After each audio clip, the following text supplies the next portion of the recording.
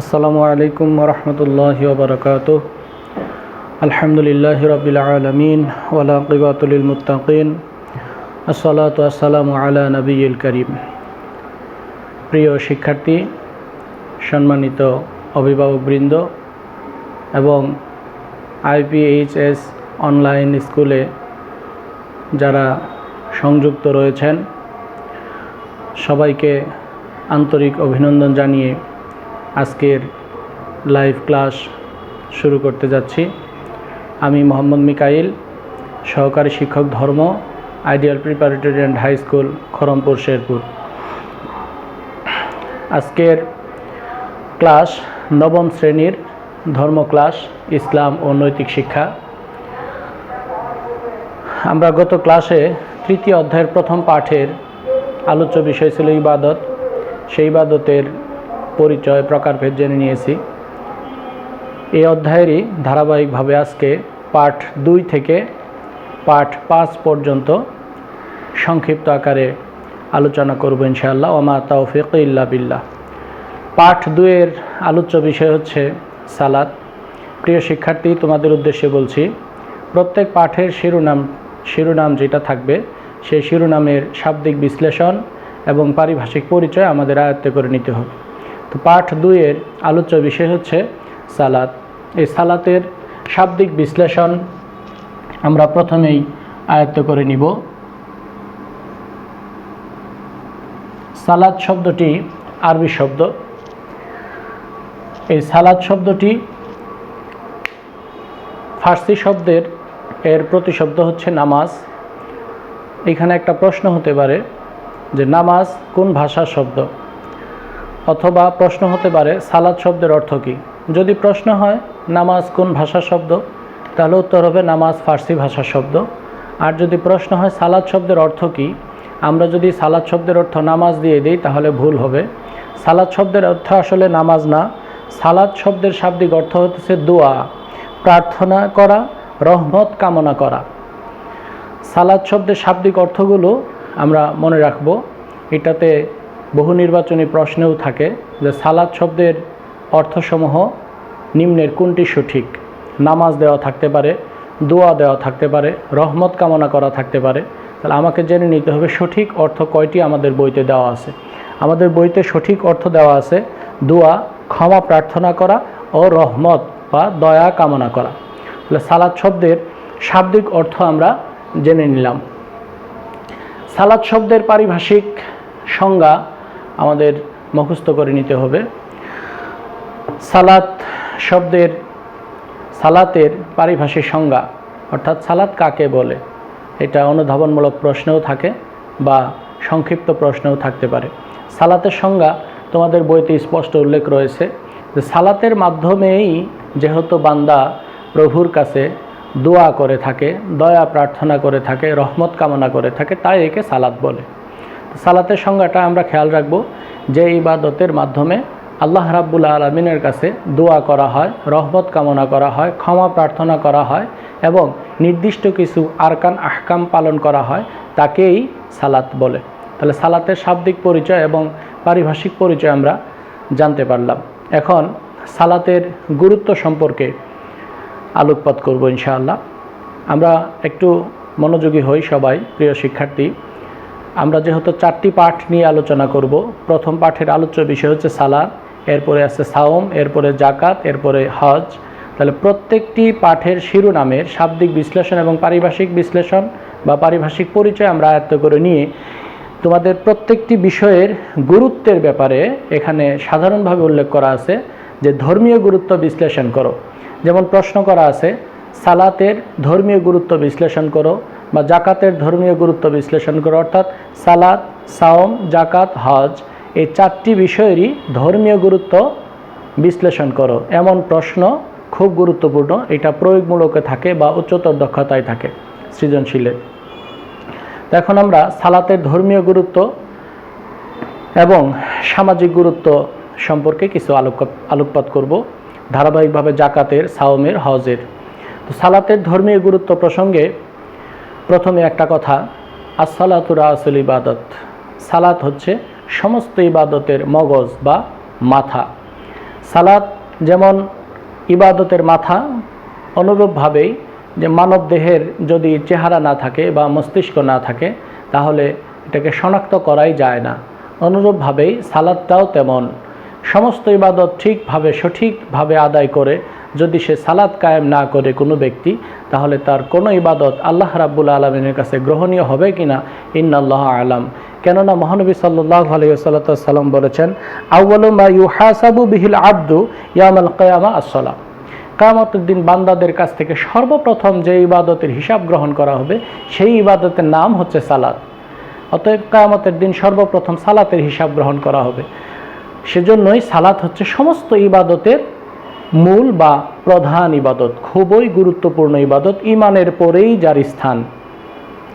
তো সালাতের গুরুত্ব সম্পর্কে মহানবী সাল্লাল্লাহু আলাইহি সাল্লামের কিছু হাদিস তোমাদের বইতে উল্লেখ করা হয়েছে। মহানবী সাল্লাল্লাহু আলাইহি সাল্লাম সালাত প্রসঙ্গে বলতেছেন যে বুনিয়াল ইসলামু আলা খামসিন, ইসলামের ভিত্তি হচ্ছে 5টি।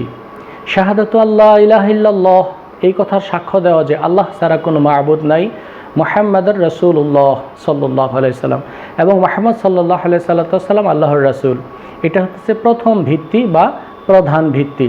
দ্বিতীয়টা হতেছে ওয়া ইকামাতিস সালাহ, অর্থাৎ নামাজ প্রতিষ্ঠা করা। ওয়া ইকামিস সালাহ ওয়া ইতাইজ যাকাত, যাকাত প্রদান করা।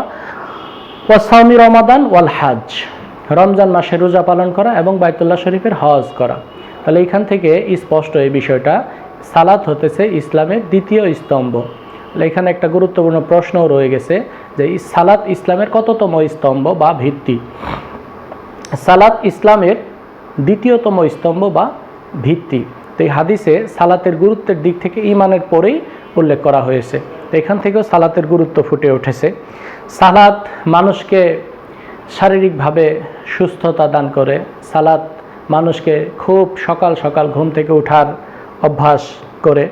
আর মহানবী সাল্লাল্লাহু আলাইহি সাল্লামের অনেক হাদিস রয়েছে সালাত প্রসঙ্গে।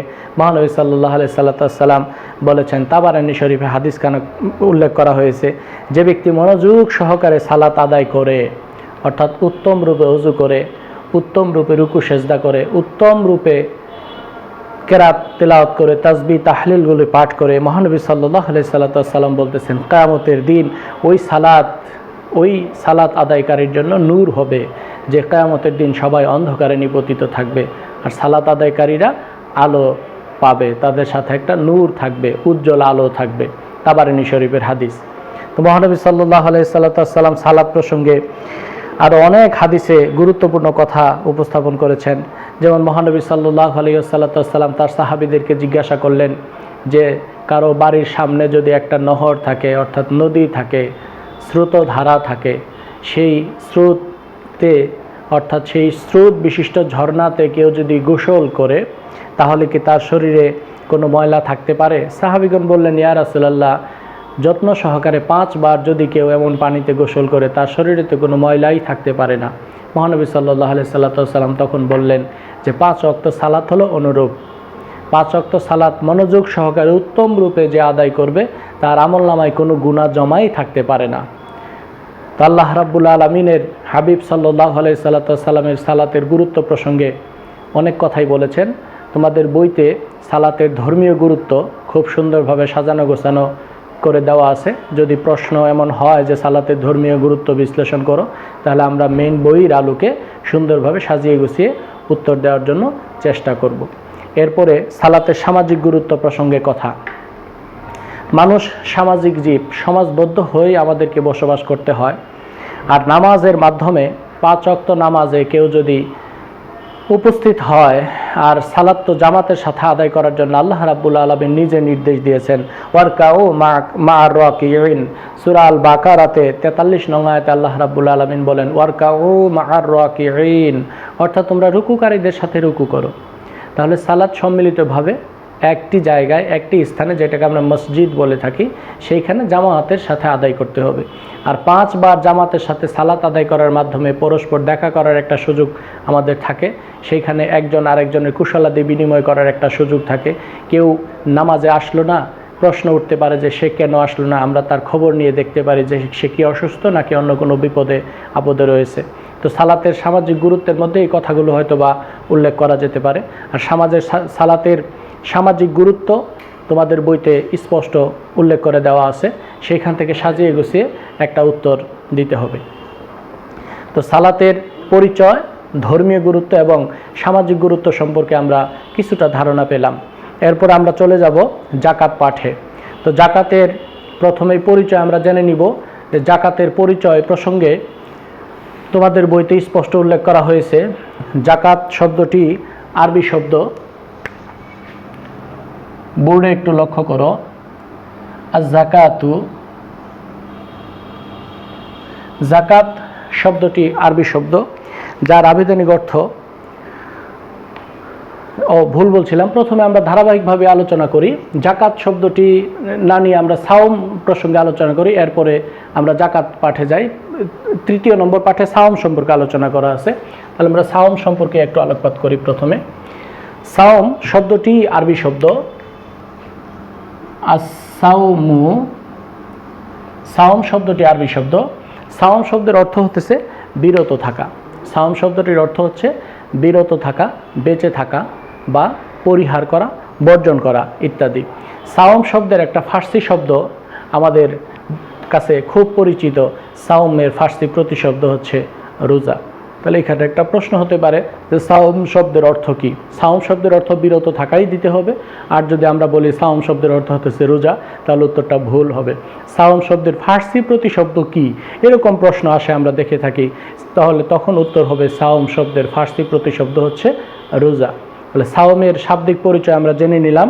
এবার সাওমের পারিভাষিক সংজ্ঞাটা আমরা আয়ত্ত করে নিব।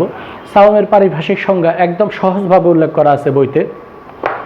ইসলামী শরীয়তের পরিভাষায় সুবহে সাদিক থেকে শুরু করে সূর্যাস্ত পর্যন্ত সকল প্রকার পানাহার ও ইন্দ্রিয় তৃপ্তি থেকে, অর্থাৎ সকল ধরনের পানাহার এবং ইন্দ্রিয় তৃপ্তি থেকে নিজেকে বিরত রাখার নাম সাওম। তাহলে সাওমের পারিভাষিক সংজ্ঞাটা আমরা মনে রাখব। সুবহে সাদিক থেকে, অর্থাৎ ফজরের ওয়াক্ত যখন থেকে শুরু হয় সেই সময় থেকে নিয়ে একদম সূর্যাস্ত পর্যন্ত সময় সমস্ত পানাহার এবং ইন্দ্রিয় তৃপ্তি থেকে নিজেকে বিরত রাখার নাম সাওম। আর এটা সাওম পালনের একমাত্র উদ্দেশ্য হলো আল্লাহ রাব্বুল আলামিনকে সন্তুষ্ট করা। আর সাওম এমন একটা ইবাদত, অন্যান্য সকল ইবাদতে লৌকিকতার ভয় যতটা থাকে, সাওমে লৌকিকতার ভয় একদম নেই। এই প্রসঙ্গে আল্লাহ তাআলা বলেছেন, আস-সাওমু লি ওয়া আনা আজজি বিহি। সাওম বান্দাগণ পালন করেন একমাত্র আমার জন্য, আর আমি নিজে এর প্রতিদান দিব। সাওমে লৌকিকতার ভয় এজন্যই থাকে না, আমরা গোপনে লুকিয়ে বা আড়ালে খাদ্য গ্রহণ করতে পারি, কেউ দেখবে না পৃথিবীর, কিন্তু আল্লাহ রাব্বুল আলামিন আমাদের দিকে তাকিয়ে আছেন, আল্লাহ রাব্বুল আলামিন দেখবেন। একমাত্র আল্লাহর ভয়েই আমরা সারাটা দিন উপবাস থাকি, কিছু খাদ্য গ্রহণ করি না। যখন ইফতারের সময় চলে আসে তখন আমরা ইফতারিতে অংশগ্রহণ করি বা ইফতার করি, অর্থাৎ রোজা ভেঙে ফেলি খাদ্য গ্রহণ করার মাধ্যমে। তা আল্লাহ রাব্বুল আলামিন সেজন্যই বলেছেন যে আস-সাওমু লি ওয়া আনা আজজি বিহি, যে সাওম বান্দাগণ পালন করেন একমাত্র আমার জন্য, আর এই সাওম এর প্রতিদান আমি নিজ হাতে দিব। আল্লাহ রাব্বুল আলামিন, এখানে একটা প্রশ্ন হতে পারে যে প্রত্যেক সৎ আমলের বা প্রত্যেক নেক আমলের সওয়াব বা ফজিলত কত গুণ বৃদ্ধি করা হয়? তোমাদের বইতে স্পষ্ট উল্লেখ করা হয়েছে যে প্রত্যেক সৎ কাজের প্রতিদান 10 থেকে 700 গুণ পর্যন্ত বৃদ্ধি করা হয়, কিন্তু সাওমের প্রতিদান ব্যতিক্রম।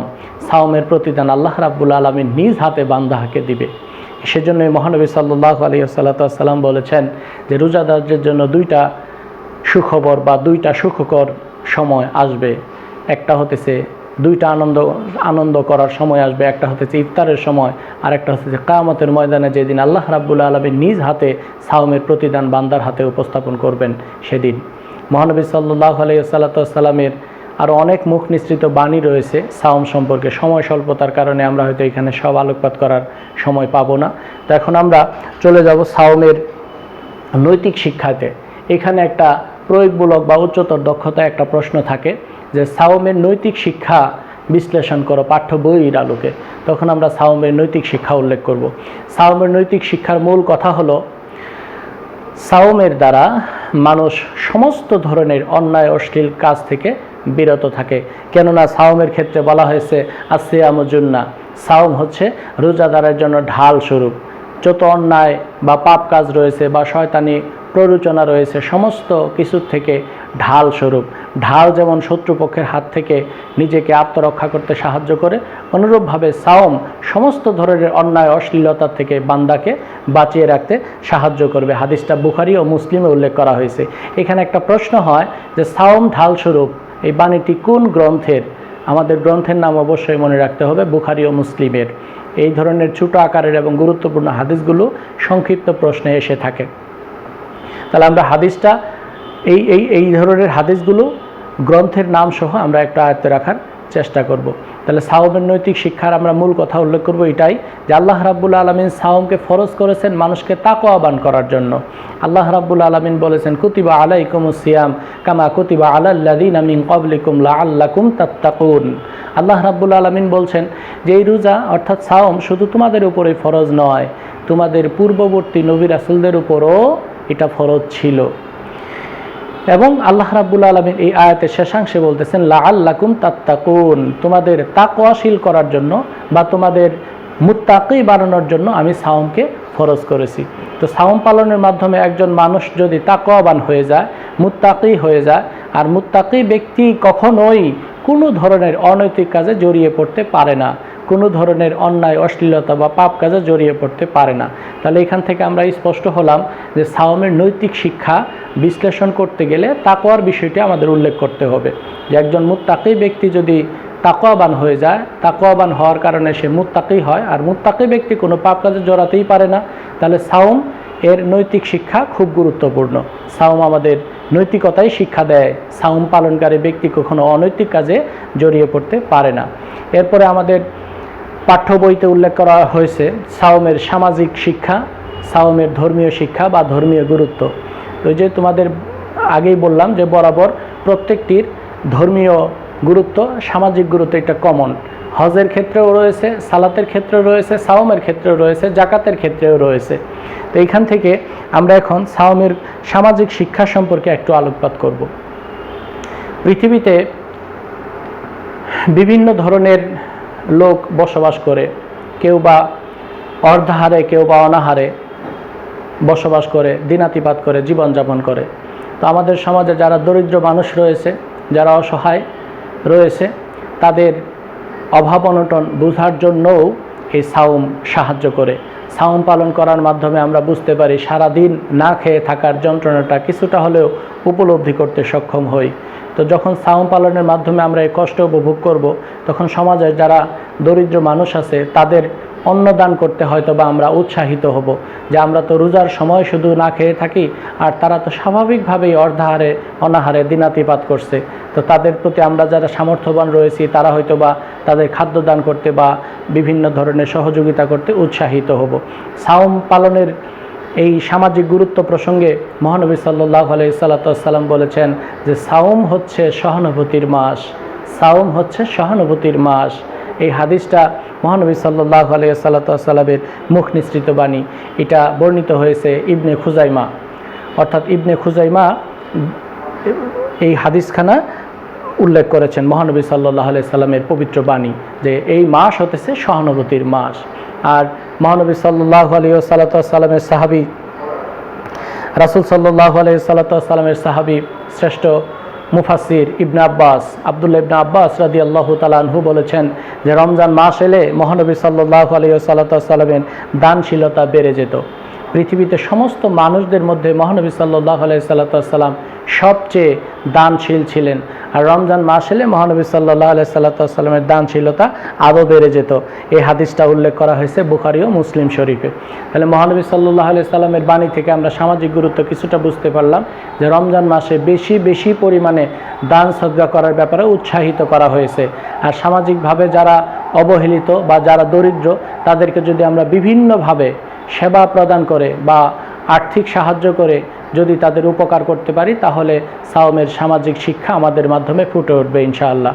এরপরে সাওমের ধর্মীয় গুরুত্ব প্রসঙ্গে আমরা একটু আলোচনা করার চেষ্টা করব।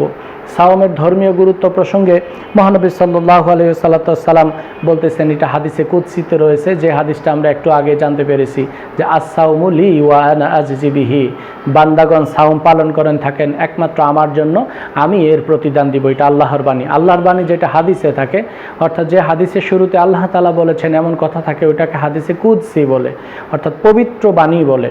আর এই হাদিসটা উল্লেখ করা হয়েছে বুখারী শরীফে। এটাও একটা মনে রাখার বিষয় যে সাওম পালন করে বান্দা আমার জন্য, আমি নিজে এর প্রতিদান দিব। বাণীটি কোন গ্রন্থের? তখন আমাদের গ্রন্থের নাম বলতে হবে বুখারী। মহানবী সাল্লাল্লাহু আলাইহি সাল্লাম সাওমের ধর্মীয় গুরুত্ব প্রসঙ্গে আরেকটা বাণী উল্লেখ করেছেন। বাণীটা খুবই গুরুত্বপূর্ণ। মান সামা রমাদান ঈমানান ওয়া ইহতিসাবান গুফিরা লাহু মা তাকাদ্দামা মিন যামবি। মহানবী সাল্লাল্লাহু আলাইহি সাল্লাম বলতেছেন, যে ব্যক্তি ঈমানের সাথে সওয়াবের আশায় রমজান মাসের সাওম পালন করবে, আল্লাহ রাব্বুল আলামিন তার অতীতের সমস্ত গুনাহ খাতা মাফ করে দিবেন। এই হাদিসটা উল্লেখ করা হয়েছে বুখারী শরীফে। তাহলে বুখারী শরীফের গ্রন্থের নাম এবং হাদিসখানা আমরা সুন্দরভাবে মনে রাখব। তো এটি একটি মৌলিক ফরজ কাজ, যদি কেউ এটাকে অস্বীকার করে সে কাফির হবে। এটা আমাদের সকলের জানা কথা যে ইসলামের মৌলিক কোনো ইবাদতকে যদি কেউ অস্বীকার করে তাহলে সে আর মুসলিম থাকে না, সে কাফির হয়ে যায়। তাহলে সাওমের ধর্মীয় গুরুত্ব প্রসঙ্গে আমরা জানতে পারলাম। সাওমের পরে তৃতীয় পাঠের, চতুর্থ পাঠের অর্থাৎ 4 নং পাঠের আলোচ্য বিষয় হতেছে জাকাত। এখন আমরা জাকাতের পরিচয় এবং গুরুত্ব সম্পর্কে একটু আলোকপাত করব।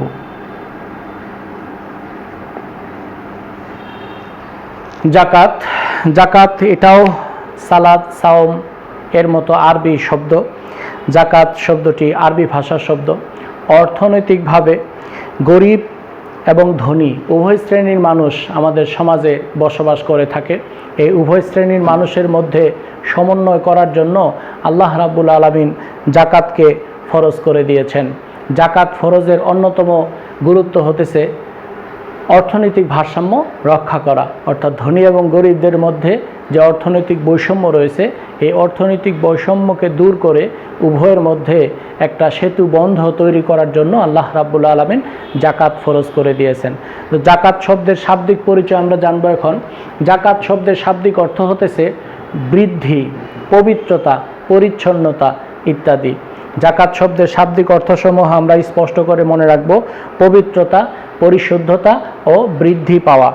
তাহলে পরিশুদ্ধতা, বৃদ্ধি পাওয়া, পবিত্রতা, এই শব্দ অর্থ 3টি আমাদের বইতে উল্লেখ করা হয়েছে। এটা স্পষ্ট মনে রাখবো, কেননা বহু নির্বাচনী প্রশ্নে অর্থ এমন থাকে যে জাকাত শব্দের সঠিক অর্থসমূহ নিচের কোনটি। তখন আমাদের 3টা অর্থ যদি মনে রাখতে পারি সঠিক উত্তর দিতে পারবো। আর যদি 3টা অর্থই মনে না রাখতে পারি তাহলে তো আমরা সঠিক উত্তর দিতে পারবো না। তাহলে জাকাত শব্দের 3টি অর্থ আমাদের বইতে উল্লেখ করা হয়েছে। একটা হচ্ছে পবিত্রতা, পরিশুদ্ধতা, আর একটা হলো বৃদ্ধি পাওয়া। এখন ইসলামী পরিভাষায় জাকাত কাকে বলে? গুরুত্বপূর্ণ একটা প্রশ্ন। জাকাতের পরিচয় আমাদের বইতে একটি সংজ্ঞা উল্লেখ করা হয়েছে, সেই সংজ্ঞাটা আমাদের মুখস্থ করে নিতে হবে। ইসলামী পরিভাষায় সমাজের ধনী ব্যক্তির যারা নিসাব পরিমাণ সম্পদের মালিক, নিসাবের পরিচয় এবং পরিমাণ সম্পর্কে আমরা একটু পরেই আলোকপাত করব ইনশাআল্লাহ।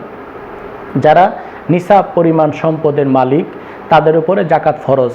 তাহলে নিসাব পরিমাণ সম্পদের মালিক যারা, তাদের বছরান্তে জাকাত প্রতিদিন দিতে হয় না বা প্রতি মাসেও জাকাত দিতে হয় না। জাকাত এটা একটা বাৎসরিক ইবাদত, অর্থাৎ প্রতি বছরে একবার একজন বান্দার উপর জাকাত ফরজ হয় যারা নিসাব পরিমাণ সম্পদের মালিক। তাহলে আমরা সহজভাবে মনে রাখব, নিসাব পরিমাণ সম্পদের মালিক যারা, তাদের উপরে বছরান্তে সমুদয় সম্পত্তির শতকরা 2.50 হারে নির্দিষ্ট খাতে ব্যয় করাকে জাকাত বলে। তাহলে আমরা সংজ্ঞাটা আরও সহজভাবে মনে রাখি। নিসাব পরিমাণ সম্পদের মালিকদের উপর বছরান্তে যে সমুদয় সম্পত্তির 2.50 হারে, শতকরা 2.50 হারে যেই সম্পদ নির্দিষ্ট খাতে ব্যয় করা হয়, সেই সম্পদ ব্যয় করাকেই জাকাত বলে। তাহলে সংজ্ঞাটা আমরা সহজে মনে রাখার চেষ্টা করব। এরপরে জাকাতের নিসাব পরিমাণ সম্পদ, এইটা সম্পর্কে একটু আলোকপাত করাই দরকার। নিসাব শব্দের অর্থই হতেছে নির্ধারিত পরিমাণ। নিসাব শব্দের অর্থ জানতে পারলাম নির্ধারিত পরিমাণ, অর্থাৎ কোনো ব্যক্তি 1 বছর তার পারিবারিক ব্যয় বহন করার পর যদি তার হাতে 7.5 ভরি স্বর্ণ অথবা 52.5 তোলা রূপা অথবা তার সমপরিমাণ অর্থ জমা থাকে, তাহলে সেই ব্যক্তির উপরে জাকাত ফরজ হবে। অর্থাৎ 1 বছরের জানুয়ারি টু ডিসেম্বর হতে পারে, বা 1 রমজান থেকে আর 1 রমজান হতে পারে। অর্থাৎ একটা পরিবারের বাৎসরিক একটা হিসাব জাকাতের আগে আমাদের চিন্তা করতে হবে। বাৎসরিক হিসাব করার পরে দেখা গেল আমার কাছে টাকা উদ্বৃত্ত আছে 80,000 টাকা। এই টাকার হিসাব করতে হবে যে স্বর্ণের দামে এই 80,000 টাকা দিয়ে আমি 7.5 ভরি স্বর্ণ ক্রয় করতে পারবো কিনা। স্বর্ণের হিসাবে প্রায় 7.5 ভরি স্বর্ণের দাম হিসাব করলে যা আসে, এই পরিমাণ টাকা যদি আমার কাছে জমা থাকে তাহলে জাকাত ফরজ হবে। অথবা রূপা দিয়ে যদি আমরা হিসাব করি, স্বর্ণ এবং রূপা এই দুইটার মূল্যর উপর ভিত্তি করেই জাকাত ফরজ হয় মূলত। তো রূপার হিসাবে আমরা লক্ষ্য করি যদি 52.5 ভরি রূপা যদি ক্রয় করার মতো টাকা আমার কাছে জমা থাকে তাহলে তার উপর জাকাত ফরজ হবে। এই জাকাতের ক্ষেত্রেও একই কথা উল্লেখ করা হয়েছে। জাকাতের ধর্মীয় গুরুত্ব রয়েছে, জাকাতের সামাজিক গুরুত্ব। জাকাতের ধর্মীয় গুরুত্ব, জাকাত ইসলামের একটা মূল ভিত্তি। জাকাত সম্পর্কে মহানবী সাল্লাল্লাহু আলাইহি সাল্লাম বলেছেন, আল্লাহ রাব্বুল আলামিন, মহানবী সাল্লাল্লাহু আলাইহি সাল্লামের বাণীর আগে আল্লাহ রাব্বুল আলামিনের একটা বাণী রয়েছে, যারা জাকাত দেয় না তারা পরকালও অস্বীকার করে থাকে। আল্লাযীনা লা ইউতুনা যাকাতা ওয়া হুম বিল আখিরাতি হুম কাফিরুন। আল্লাহ রাব্বুল আলামিন বলতেছেন যে যারা জাকাত প্রদান করে না তারা পরকালও অস্বীকার করে থাকে। বাণীটি সূরা হামিম আস-সাজদা 7 নং আয়াতে উল্লেখ করা হয়েছে। তো প্রিয় শিক্ষার্থী, জাকাতের সামাজিক গুরুত্ব রয়েছে, জাকাতের রয়েছে নৈতিক গুরুত্ব, জাকাতের রয়েছে অর্থনৈতিক গুরুত্ব। এগুলো আমরা পাঠ্য বই থেকে সুন্দরভাবে আয়ত্ত করে নেব ইনশাআল্লাহ। এরপরে আমরা ক্লাসের একদম শেষের দিকে চলে এসেছি। হজ সম্পর্কে ওই একই রকম কথা। হজের প্রথমে শাব্দিক পরিচয় আমরা জেনে নিব। হজ শব্দের অর্থ কি? হজ শব্দের অর্থ হতেছে ইচ্ছা করা, সংকল্প করা। আর ইসলামের পরিভাষায় হজ এমন একটা ইবাদত যা আল্লাহ রাব্বুল আলামিনের উদ্দেশ্যে একটা নির্দিষ্ট জায়গায় গিয়ে, অর্থাৎ বাইতুল্লাহ শরীফে গিয়ে বাইতুল্লাহ শরীফ সহ সংশ্লিষ্ট স্থানে কিছু বিশেষ কার্যাদি পালন করার নাম হজ। একটা নির্দিষ্ট সময় আছে, একটা নির্দিষ্ট স্থানে যেতে হয় হজ পালন করার জন্য। তো হজের অনেক বিধিবিধান রয়েছে। আমাদের বইতে হজের ফরজ উল্লেখ করা হয়েছে, হজের ওয়াজিব উল্লেখ করা হয়েছে। হজ সম্পর্কে তোমাদের বইতে একটা চিত্রও দেওয়া হয়েছে। সেই চিত্রে কিছু দূরত্ব আছে, কিছু মসজিদের নাম আছে, এগুলো আমরা একটু আয়ত্ত করে নিব। হজের ক্ষেত্রেও হজের সামাজিক শিক্ষা গুরুত্ব রয়েছে, হজের ধর্মীয় গুরুত্ব রয়েছে। তো হজের শিক্ষা ও তাৎপর্য রয়েছে।